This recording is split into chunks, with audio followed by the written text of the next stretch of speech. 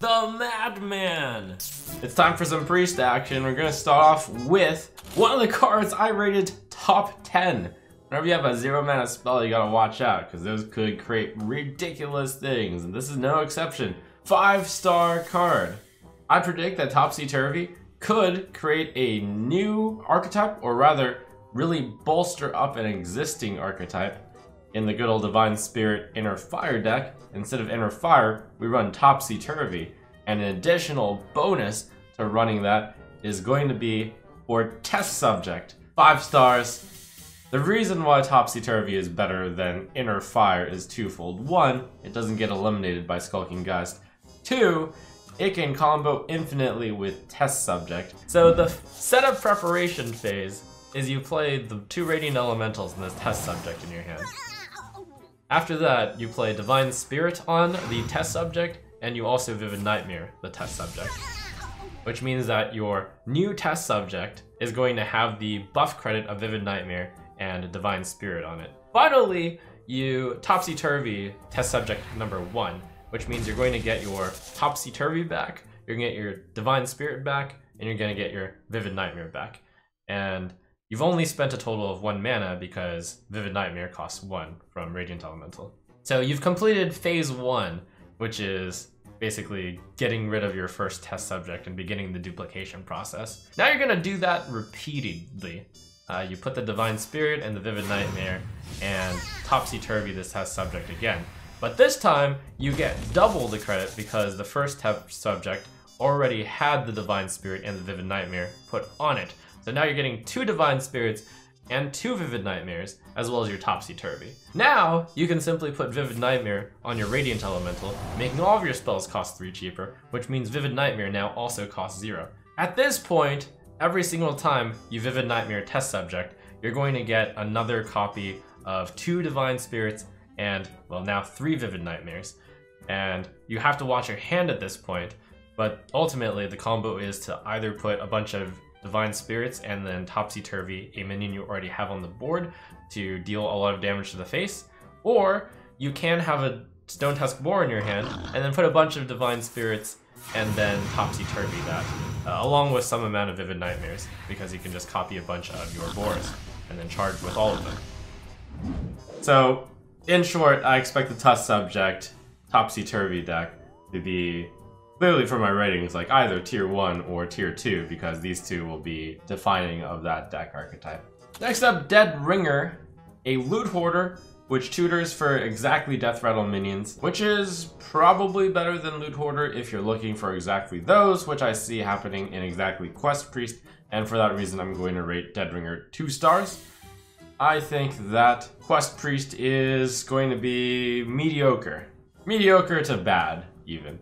Which is why it's only getting a 2-star rating, in that it'll barely see experimentation. Cloning Device, 1 star. This is a aggressively bad card. Unbelievable. For 2 mana, discover a card. Like, what type of minion-based priest deck needs minions that don't have synergy that come from the opponent's deck, which cost 2 more? I don't even... Omega Medic, 1 star. This card does have applications in terms of, it's a 3 mana 3/4, that's not bad. It restores 10 health, that's pretty good against a mid-range meta, because I'm not entirely sure that an aggressive meta, it's good enough to play a 3 mana 3/4, and it's reasonable enough to wait until turn 10. That being said, I don't really see Control Priest needing more heals, and I don't see the combo deck necessarily wanting to put this 3 mana 3/4 into their deck. Extra Arms, 1 star. It's Blessing of Kings, except it costs 6 mana, and it can be split up, and with Radiant Elemental, it could be actually the same cost as Blessing of Kings, but that's not quite good enough. Putting Extra Arms on a Test Subject is very flavorful, but it's not actually good. Reckless Experimenter, 2 stars. Only reason why I'm not giving it 1 star is because it has so much hype to it that I do believe it's going to be recklessly experimented with. Ho ho ho! So, I'm going to explain why I don't think a Reckless Experimenter deck is going to be good. Because clearly, you're going to need to build a deck specifically for Reckless Experimenter or just shove it into the currently existing Quest Priest. There are a few cards that are clearly good with Reckless Experimenter. Devilsaur Egg, The idea is on turn 5, you play your 4/6 and you play your Devilsaur Egg, and that's a 5/5. Cool, right? But is that really worth basing a deck around? A lot of the pros are rating this like top rating, so I did take that into account and I was like, nah, they're all wrong. If you wait long enough, like maybe turn 8, you could get the Experimenter, you could get the Egg, you get a cube, but what are you cubing? Are you cubing the Egg?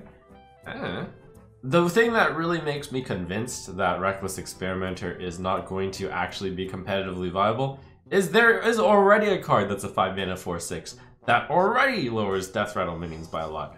It's the Hunter card, Corpse Widow. Did you know that card actually existed? And that reduces the minions by 2 and doesn't make them die at the end of the turn. Most of the cards, and I said as such when I reviewed Goblin Prank, you don't actually want the Death Rattle minions to die immediately, so you can play your synergy with them and whatnot. So will I be wrong? Will Reckless Experimental Devilsaur Egg Voodoo Doll be an amazing deck? Or is it not quite enough legs to carry it on? We'll wait and see, but you know my opinion. Power Word Replicate, 1 star. It's like Faceless Manipulator, except you can only target friendly minions, and you get a 5/5 copy of it instead of a Faceless Manipulator statted minion. Powered Replicate is in the strange spot where it wants to target a lower minion, so you get the bonus from boosting up to a 5/5. But for that, I think Vivid Nightmare is better, because that would kind of be mostly for combo purposes, and you mostly want to target Radiant Elemental.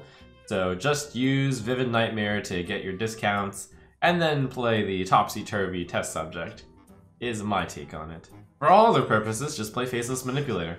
Xeric Master Cloner, 1 star.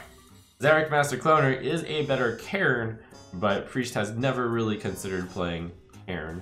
A value Priest or a mid-range Priest has never come into existence, and I don't believe Xeric Master Cloner plus Powered Replicate plus Faceless Manipulator type effects plus Vivid Nightmare type effects is going to create a deck based entirely around one legendary. You could put Powered Shield on it and 6 mana 5/7, which comes back as a 5/5, and if you've cast any spells on it, they keep coming back.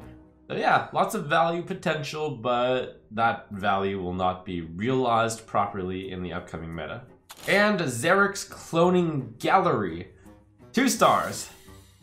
I think you do run Xeric's Cloning Gallery in either this Reckless Experimenter deck, which is going to be amazing somehow, maybe, or in just Quest Priest. You just pull out 7 guys, most of which have Death Rattle and give you good effects. And it almost single-handedly completes the Quest Priest quest. Not that you usually need help in completing that on turn 9, but just a fun bonus. So when we look at all the Priest cards, I see Priest getting some interesting additions to Death Rattle Priest or Reckless Experimenter Priest, which ultimately I think will be tried out and then be a low-tier deck. Also though, the deck that I'm excited about that it could bolster quite a bit is the Topsy-Turvy Test Subject deck, and I feel like you're gonna feel like a mad scientist as you completely clone all of your Divine Spirits and then kill them in one turn. It's gonna be amazing, hopefully.